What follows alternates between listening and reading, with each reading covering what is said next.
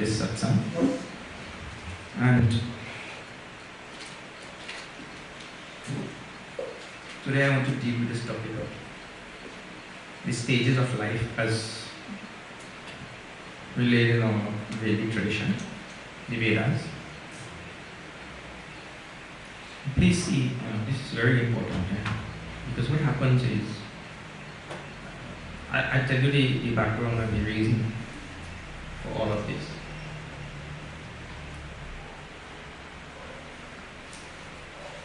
Recently there was a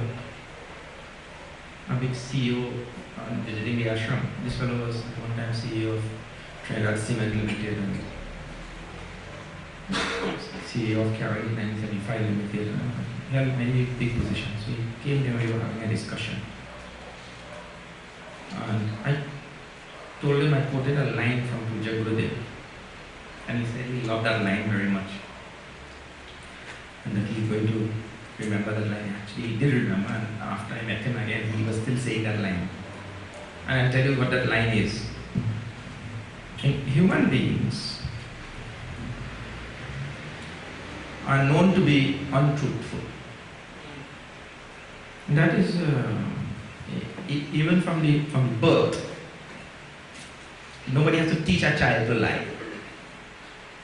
When you steal the sugar, the Milo, and the Klim and whatever, and they ask you, that time they ask you, who steal it? Where you say?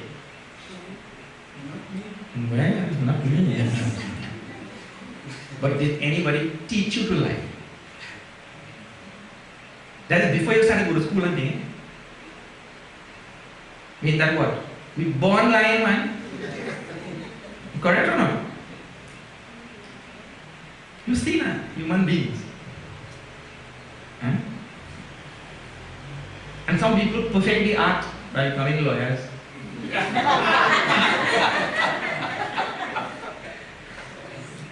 Who, me? Anyway. So, the idea is that we are born that way. And that's because we've been coming that with that sanskar from previous lifetime. And that shows that in previous lifetimes, we did not practice truthfulness. So we are born with it again. And from very young age,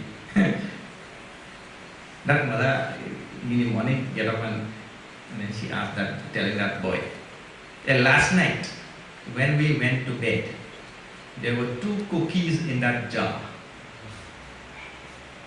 There were 2 cookies in the jar when we went to bed last night.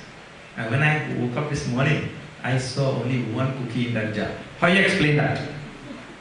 She asking the boy. And there are only 2 people living in the house. How do you explain that? He said, well, last night when I come down, it was dark. I didn't see the second one. You see that? That also the goal. Children and all, how they think and amazing. One teacher asked the boy, mother said, asking the boy, last night when you were stealing the cookies, did you know God was watching you when you were stealing? He said, yeah, I know God was watching me. Do you know that God was telling you something? He said, yeah, God was telling me something. He said, what was God telling you? She said, what was God telling you? He said, God was telling me, it have 2 or we take 2. Even the concept of truth and nothing is stealing and lying and then that's not there in a child, isn't it? This thing is so ingrained. So the idea is we are born as untruthful beings and we grow like that also. And it is our duty as human beings to evolve from that state in which we were born to a state where we become truthful beings. It's our duty to do that. And when there is a gap between what we know, what we are convinced about, and what we do. See, there is something that we are intellectually convinced about, my conviction, intellectual conviction, and my action. When there is a gap between the two, that thing is called as untruth. That gap is called as untruth. And this is the line I quoted from Gurudev to tell the CEO, and it struck him so well that he remembered it. The idea is, if you ask any human being, stealing is good, he'll say no. Stealing and lying is good, he'll say no. Cheating is good, he'll say no. Anything, this thing you ask him, if this thing is good, he'll say no. So he's convinced, intellectually convinced about this thing. But his action proof otherwise. Correct or not? Breaking the law is good? Everybody will say no. So he's convinced about it, intellectually convinced. But his actions is something else. But this, there is a gap, a chasm actually, in this case, in the case of a human being. And that thing has to be closed. I mean to say my intellectual conviction and what I know is correct and right and true and all of these things is one thing, and my action should match that thing. When I have closed that gap, I have become an integrated human being. They'll call us Samahita. Samahita Chitta in Sanskrit. Samahita Chitta means the mind has now become integrated. That person is ready and prepared to pierce the veil of ignorance or Maya, as the case may be. You know that if you have, in the old days, people used to put thread in needle and sew. Now I don't know if they sew anything. If they sew anything. They read, but they don't sew. They used to thread in needle. Now, first what you do, you take a little bit of spit. Right? You see? People who do that, they know that. And you put it on the tip of that thread and you roll it and make it pointy, and then you have to get all the fibers together. Otherwise, you cannot go into the eye of the needle. The fibers are dispersed in all directions like that, you see. In the very same way, when the personality has one part of intellectual conviction at loggerheads with another part of action, because the same person that acts, same person that thinks is the same person that acts, but he thinks one way and acts another way, you see. So that is called the chasm of insincerity, untruthfulness and all that, right? That has to be closed. The person becomes integrated. When he becomes integrated, that personality is ready to pierce the veil of ignorance. Because knowledge, proper knowledge will not stay in a personality that is bifurcated, in a personality that is fragmented like that. And he cannot really retain that knowledge, and so he will not be afforded a chance to pierce the veil of ignorance. You see? It is like a bucket with holes. What water you bring? You can't bring, there's a hole in the bucket, there's a hole in the bucket. No, that bucket can't bring no water. You know what is the cheapest creatures to mine? People mine cow, they mine chicken, they mine birds, they mine all that. What is the cheapest creatures to mine? Moths. M-O-T-H-S, moths. Because them don't only eat holes. That means to say, you have to spend nothing. Anyway, so if that bucket have holes, you can't really, in the same way, the personality that has all these cracks and crevices and chasms, that personality cannot retain knowledge. And that personality cannot pierce the veil of ignorance and give mukti. So that is very, very important. So closing that, and that is a lifelong exercise. One has to reflect on one's own life and one's own actions and thoughts and all of that. Reflect and follow and change as we go along. Because we are born in a different way. You see? Okay. So now, this variance between our intellectual conviction and our action is there throughout all our actions. And in one field which it has been there, and this is going to bring us to today's topic. In one field which it has been there is, we have been here for 177, 78 years. How many years in this country? Hindus came here in 1845. It's been a very long time. And we brought Ramayana. It means Ramayana has a Vedic tradition enshrined in it. And we have been teaching, all our teachers, our pandits, our gurus and all of them, they have been teaching, right? And the Vedic tradition is very, very clearly outlined in the Vedas with regards to the stages of life. So our life is supposed to have first stage as a student, second stage as a householder, third stage as a retiree, and fourth stage as a sannyasi and a renunciate. These are the stages laid out.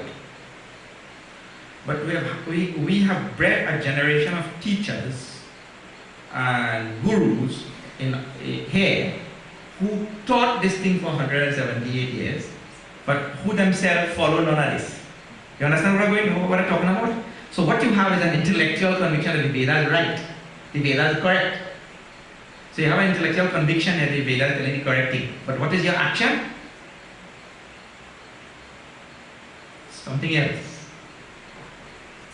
Now see, not only personally each one of us have to close that gap, but as a society also, as a Hindu community also, we have to close that gap. The whole Hindu community, including the people who teach in it.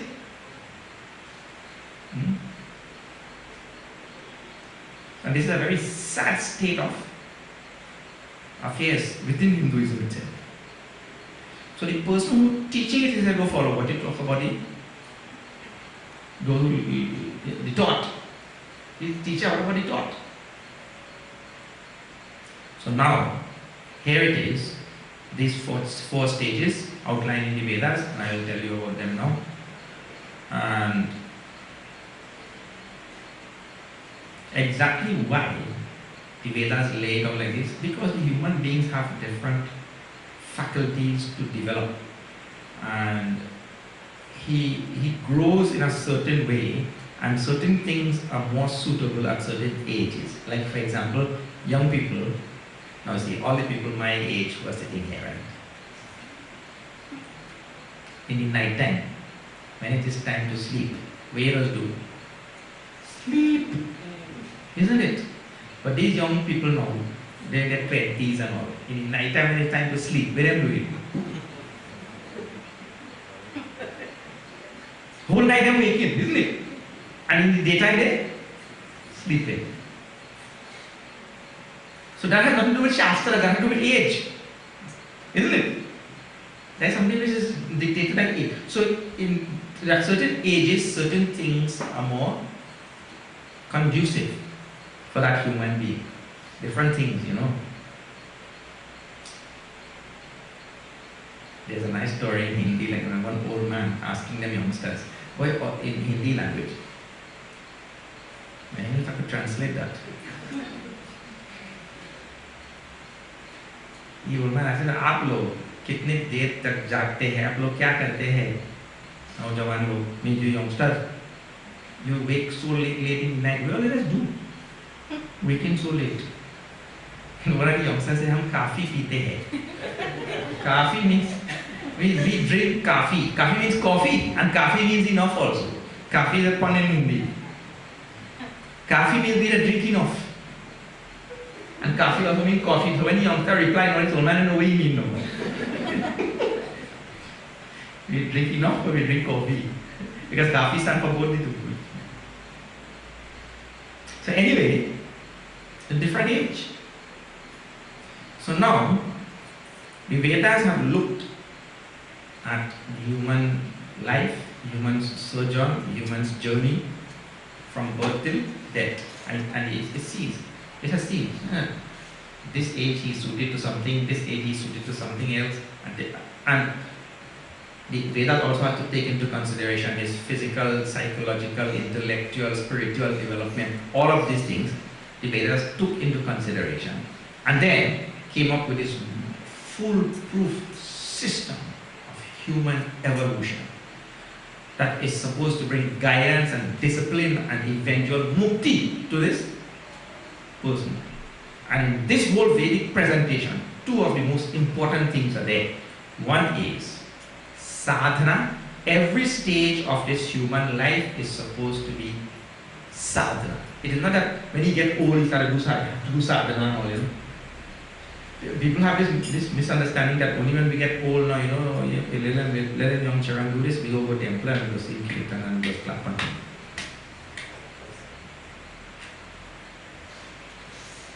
The entire life from birth till death, that's why we have sanskar, from pre-birth also, prenatal sanskar. We have sanskars, 16 sanskar, go to antim sanskar, till the end, anteshti sanskar. The death ceremony.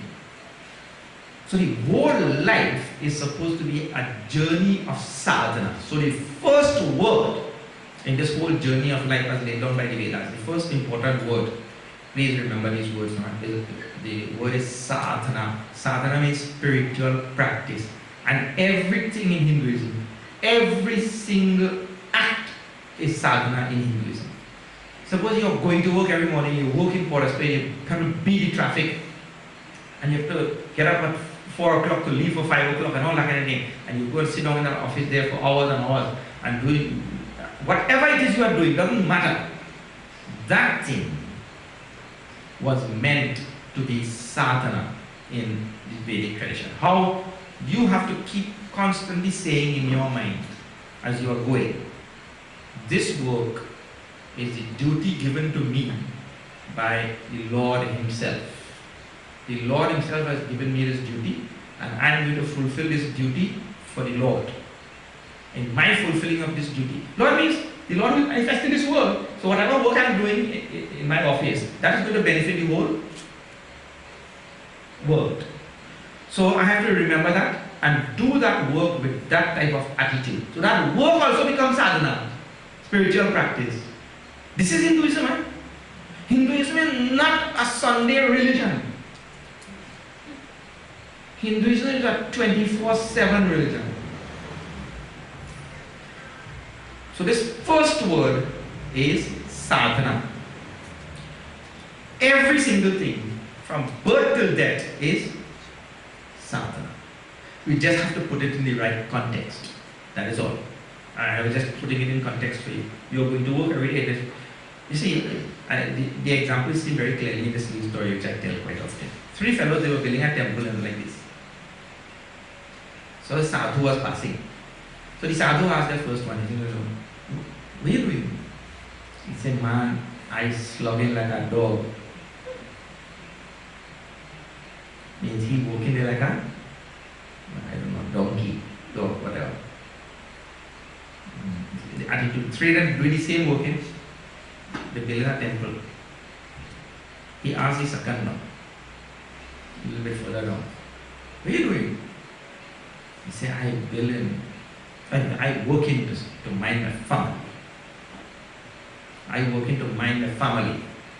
Now see, that's a little different attitude, isn't it? And when he asked the third one, I was laughing at him, what are you doing? He said, man, I'm building a house for the Lord of the universe. Now, the work being the same, the understanding and the attitude and the vision of all the 3 of them, totally different, isn't it? That last one is called sadhana. Now see, sadhana means what? It doesn't mean what work you are doing. Sadhana means the attitude which accompanies the work with which you are doing. Correct or not? If this fellow says, I am doing something for the Lord of the universe, this is duty he has given to me. Little duty I cannot fulfill for him, he has given me everything. Once the person understands that, whatever work he is doing, that becomes sadhana. So sadhana really is made by the attitude which is there in the mind when the act is being done. And this is a truism about action. The act in Hinduism, in Bhagavad Gita, everywhere, it is not the act that matters, it is the attitude that accompanies the act. So now, this first word I just told you, in this whole Vedic tradition, this first word is called as sadhana. And every stage of our life is sadhana, the second word. Mukti or moksha. Two words meaning the same thing. Mukti or moksha in Sanskrit. Mukti or moksha means enlightenment, liberation, merging with God, merging with the reality. They're called mukti. So I don't have to take birth around in this samsara again and again. So the two words now, sadhana, and the other word is mukti. Another meaning of the word sadhana is means. Sadhana means spiritual practice, but another literal translation of the word sadhana is means. Like this is the means to that. That type of means. A is the means to B. So sadhana word also means means. So now, sadhana is the sadhana for mukti. The two meanings of sadhana will come now. Spiritual practice is the sadhana for mukti. So there are only two words you have to remember. These two words are the two brackets of a Hindu life. You know, you have an opening bracket and a closing bracket. Only two words. Sadhana and mukti. And the four stages of life is supposed to be characterized by sadhana, underlined by sadhana. Means I just have to have the right attitude. Now, after that introduction to this whole four stages, let me tell you now about these four stages. The first stage, I told you now, I will tell in detail. It's called a brahmacharya. Brahmacharya means you spend the first 25 years of your life learning. Learn. Study. And of course, you know, youngsters, they don't feel they have to study, they feel they don't know everything. Correct or not? Therefore, they goof up their parents and things. And these parents are not really scared to do them anything because the youngsters are anything like that, you know?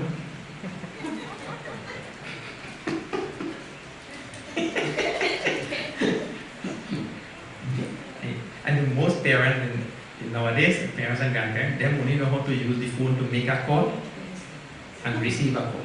I mean, many of them, they don't know what else to do. When you tell them there is a smartphone, then look at that phone. That grandfather will look at that phone. Smartphone? This thing looks stupid to me. So here now is the meaning of smartphone. The other one of them grandfather, he received a message from Digicel. The message said that for the weekend you have free Wi-Fi. Free Wi-Fi for the weekend. They give have a promotion. And he read that now. He didn't know where that thing means. He asked the daughter. I said, "Babe, where is Wi-Fi?"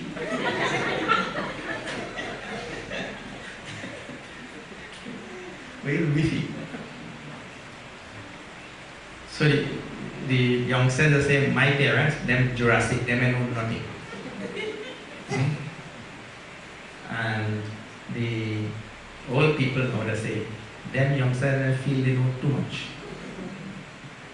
Them youngsters feel they know too much. And they even know how to bale a roti. Yeah? The older people say that, and the younger people say this thing. And I stand up in the middle and just watch and laugh. Because me have no children to tell me that.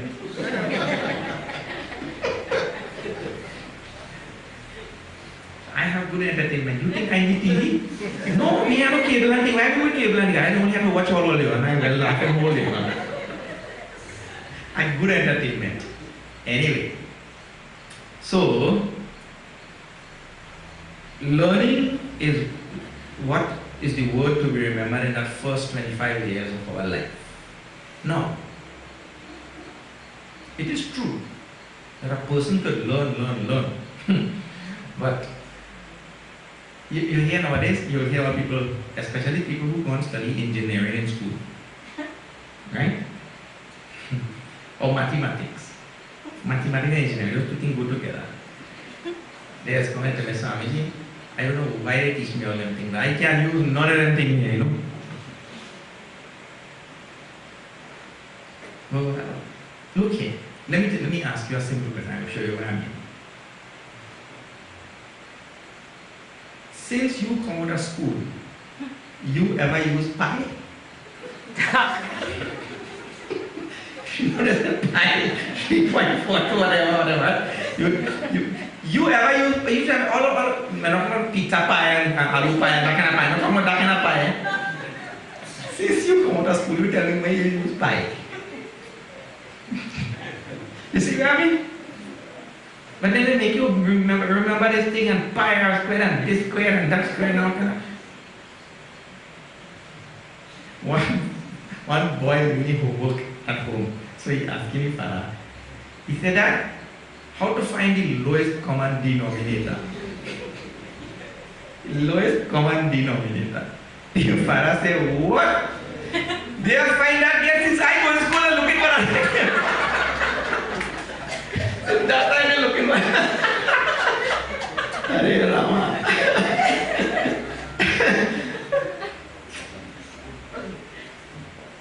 So you see all of these things you. Since you come out of school, you ever look for the lowest common denominator?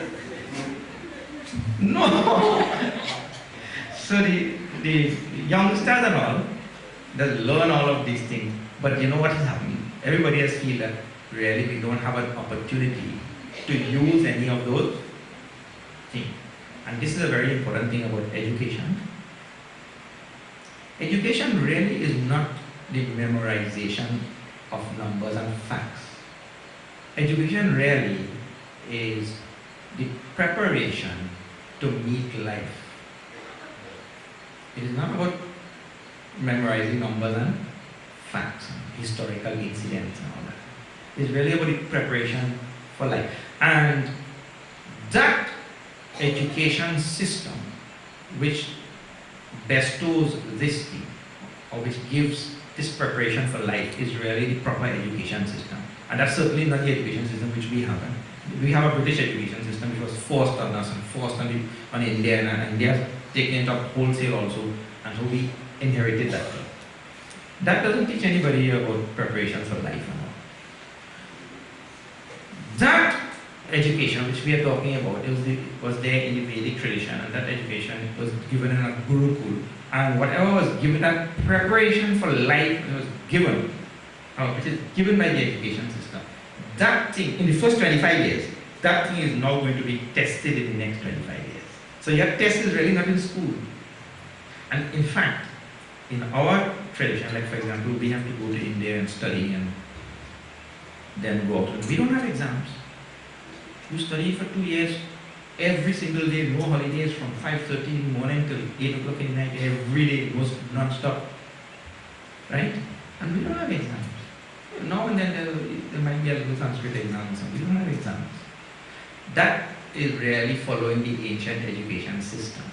Your exam will come when you go out.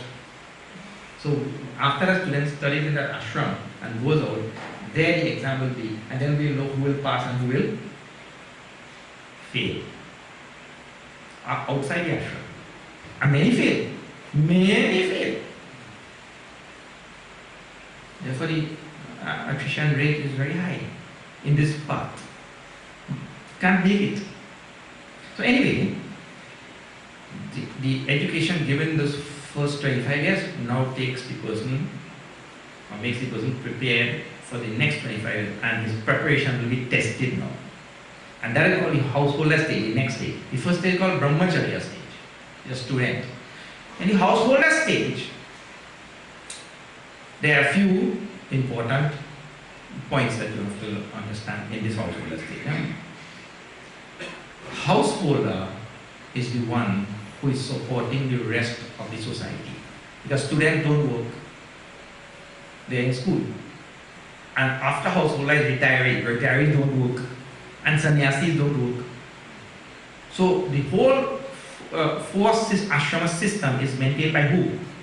Maintained only by a householder. So the householder has an enormous amount of duties. And remember last night I talked about the nation is built in the home. That was the topic last night. Or the previous night. The nation is built in the home last night. So now, the entire future of the nation and all of posterity is hinging on the home, correct or not? And a householder is the manager of the home. So in this householder's life, all of the burden is placed on that individual. So he is responsible for all that goes on. So first thing about householder's life. One is, the householder's life is meant for several things. First, to bring forth children. But the footnote for that is the most important, and I talked about that last night. The householder has to bring forth good children. Children that will be a boon to society. And that householder who brings forth a child that is a burden to society, that the security services have to deal with all the time, that puts a burden on the court and the police, and puts a burden on the prison system, and puts a burden on people's life by going and stealing and pilfering and doing all the wrong things. But when a family brings forth a child like that, and this child becomes a burden to society, when he goes to the class, he disrupts the class, a burden to the class. But anytime a family brings forth a child like that, that papa is on the child and that papa is also on the family. Because what you give is what you will get. So it is critical. It is of utmost importance that family, when we say the first thing is to bring forth children, that footnote is that child should be a boon to society. And the householder that does not fulfill that duty, that householder is creating a lot of sins for himself. So this is the first thing, to bring forth good children. So you have to put an adjective in there now. Not to bring forth children alone. To bring forth good children. See? There should have been no need to say that. Isn't it? But here's what we have.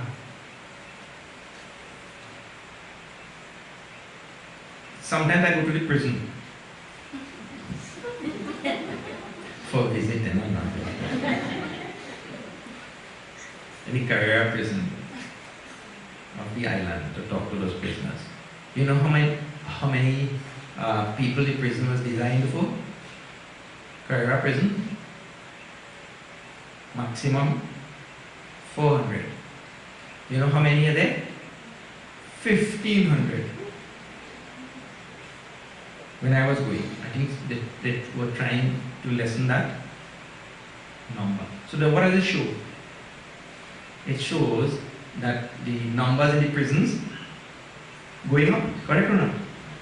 Oh, if the design only for 400 and I have to put so many, they don't have space. That means the numbers going up. Now, let me tell you something. You may not know. Right now, we have children's camp in the summer. So we're catering for 100 children. Right? We're catering for 100 children. In the morning when the children come, they will have something at home and come. At lunchtime we'll give them lunch. In the afternoon we'll give them a snack. And then we will send them home, they'll have dinner at home. So we'll give them a lunch and a snack. Right? And we have to keep them for 1 month like that. And when we add up the cost, all the costs associated with giving them the package for the camp and up, just for 1 month, and just 100 children, you know what the cost is coming up? And we don't have them on weekends, $100,000. So to keep 100 children for 8 hours per day, for 5 days only, for the week, and give them a lunch and a snack, the cost is, and all the material for the course, that is coming up to $100,000. Because feeding somebody is not an easy thing, isn't it? And feeding, and in the prison, 1,500, it is just one prison.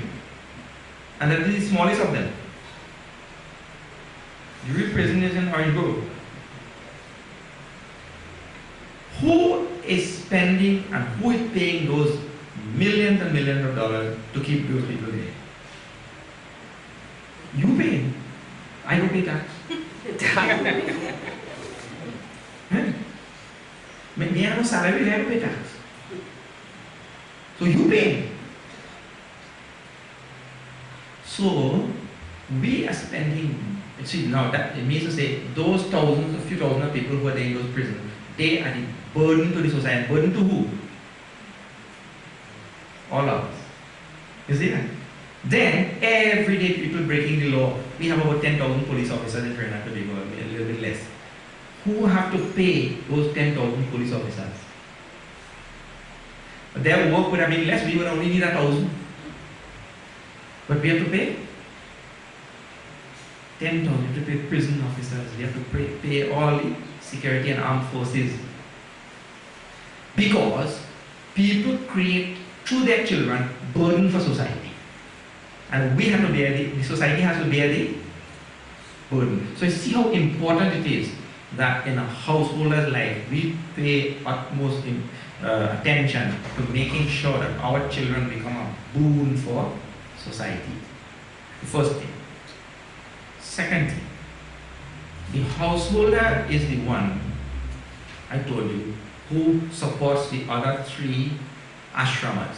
The Brahmacharya ashrama, Vanaprastha, who is a retiree, and the sannyasi, because they don't work. And in order to do this, the householder has to learn this very, very important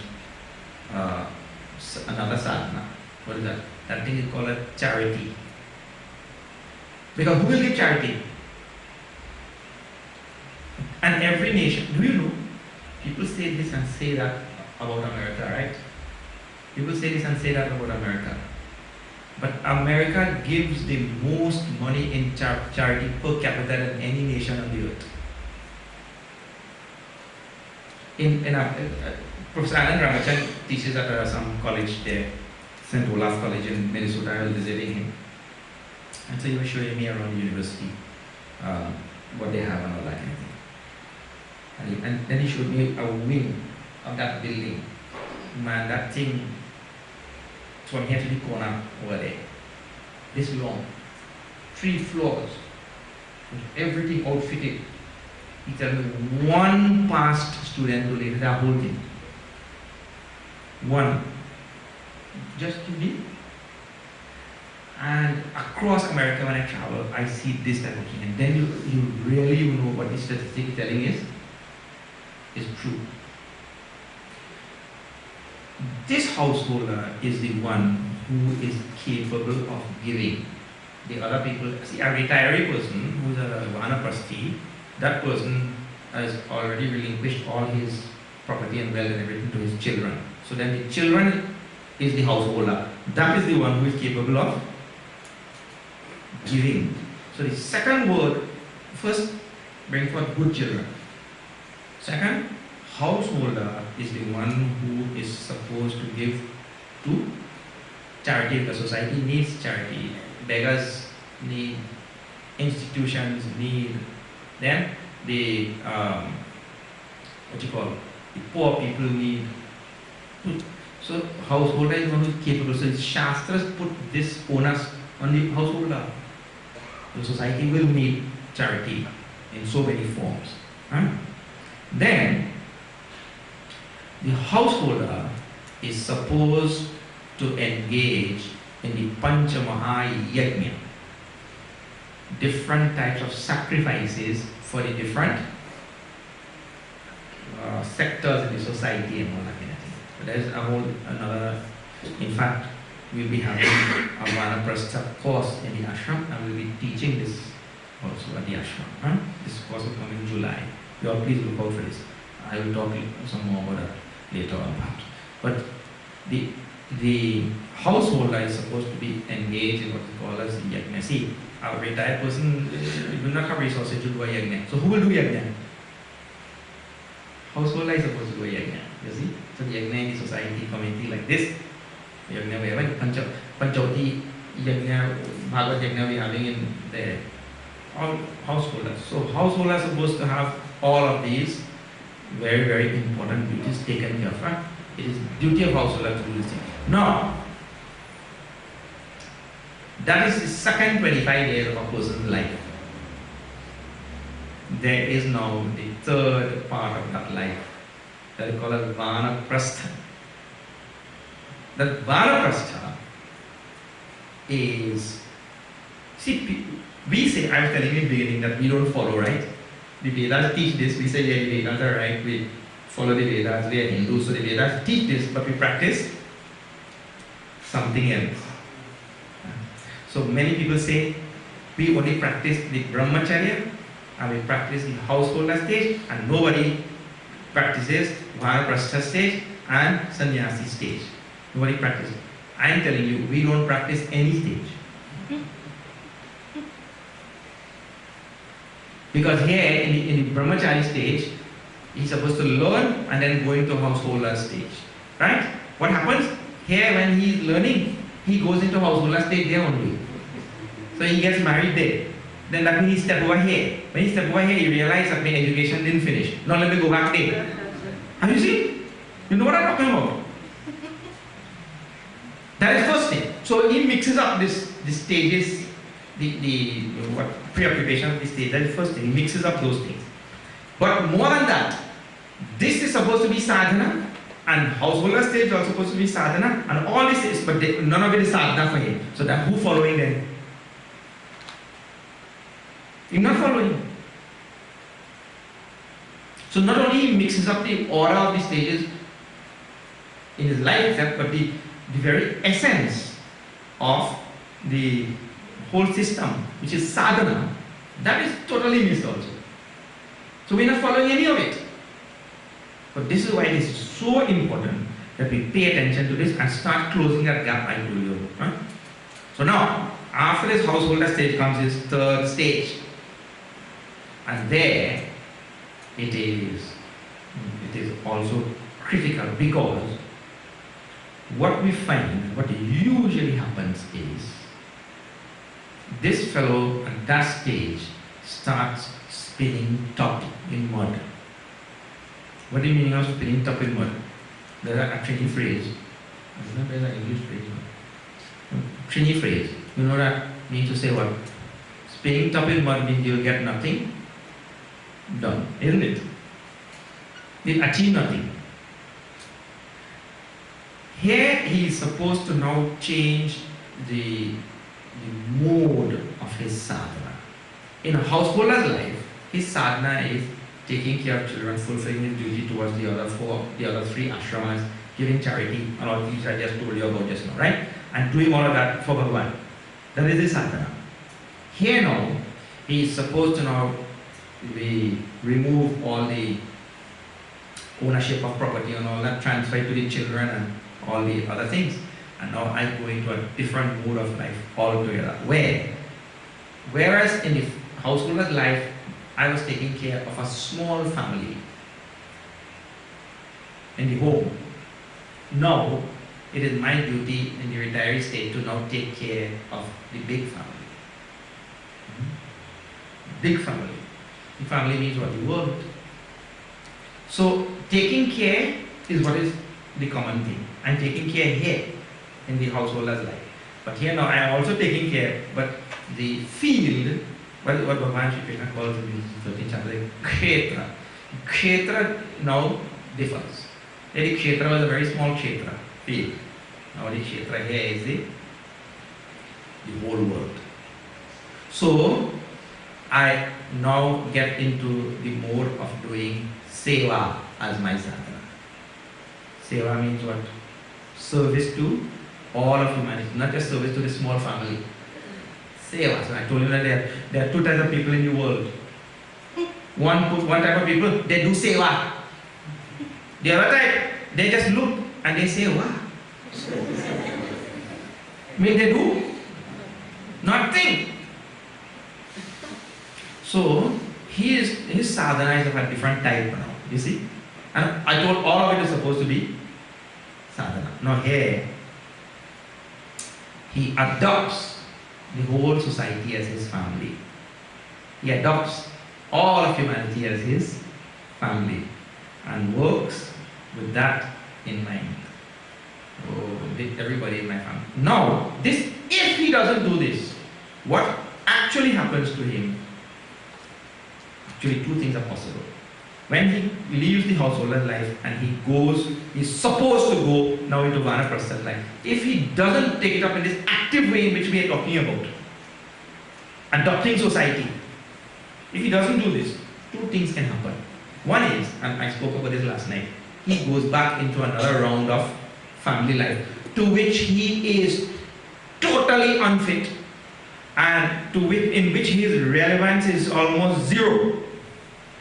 I told about that last night. He goes back into that thing and he starts bringing up grandchildren and doing all the other things, and that leads to so many complications which I explained to you last night.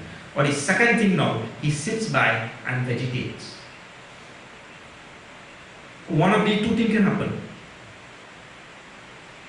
That means to say, he is going to go back into another round of bondage, and in Vedanta it is described, he spins the threads of his cocoon tighter and tighter around himself, and coming out from the samsara, attaining mukti. Which I told you, sadhana and mukti, these are the two brackets.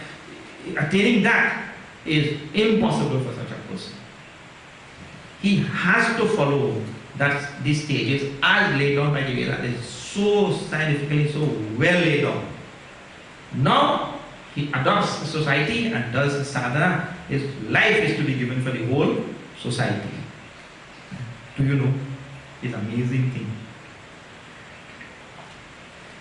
That life, which is supposed to be given to the whole society in vanaprastha stage, that thing was supposed to have started in the householder stage. That the seedlings, the rudiments of that vanaprastha life is there in householder life also.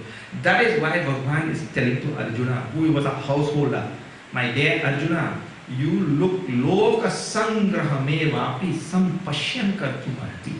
You look toward the benefit of the world and do your duty. Even there, I was telling you just now, when you go to work in your office in Forest Spain, you have to see that my work is a duty given to me by Bhagavan for the benefit of the world. The only thing which is different in that householder's life there is that he has a very small family to take care of, and now in vanaprastha life he has a big family. So our time is supposed to be given. And the people who don't follow this thing, please remember, this is just another round in samsara, another round of bondage, and the thickening of our cocoon, bondage, strings of asha, pasha, and so many things. Bhagavan Shankaracharya talks about it.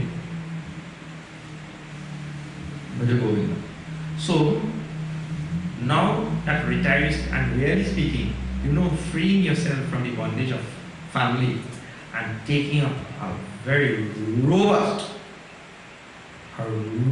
path of sadhana in the vanaprastha stage. Oh, this fellow blazing a trail to mukti, But lo, we teach but we don't follow. Sannyas.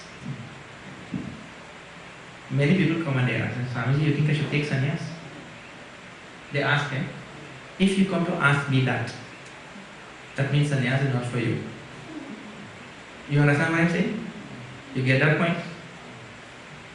If you have to take sannyas, you will not ask anybody anything. And if a proper vanaprastha's life is lived, sannyas will follow. Don't worry too much about sannyas. It is like, I'm worrying about completing with BA, but you in standard 5 yet.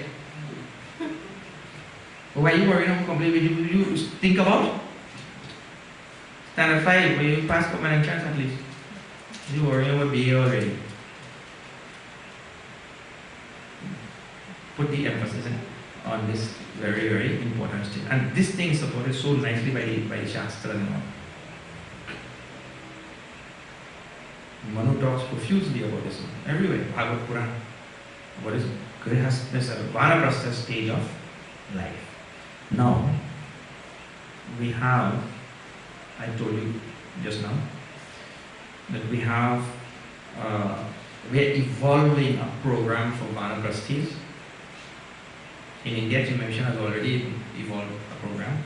Here, the Varsha Pratipada Sansad is evolving a program for Vanaprasthis, means retirees, teaching this thing properly according to the Vedic tradition and letting it sink into the minds of Hindus that there should be a clear and distinct demarcation between a householder stage of life and a Vanaprasthi stage of life.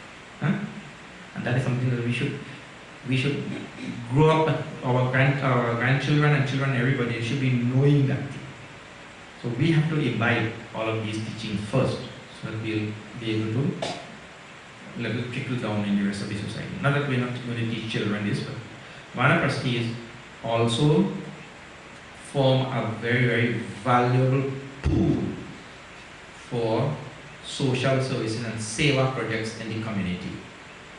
And in Hinduism, we are most lacking in that regard. So we're going to evolve this program, and it's going to come off on the 14th to the 20th of July at the Ashram. And while I was talking to you about 10 minutes ago, Raviji walked in, and I wanted to invite Raviji to come and speak to you about this Vanaprasthi program which we are evolving. Raviji is one of the most revered elders in our Hindu community in Trinidad and Tobago, and I'm sure all of you will know him. There's little that I can say that you will not already know. He is also associated with this mandir since its inception.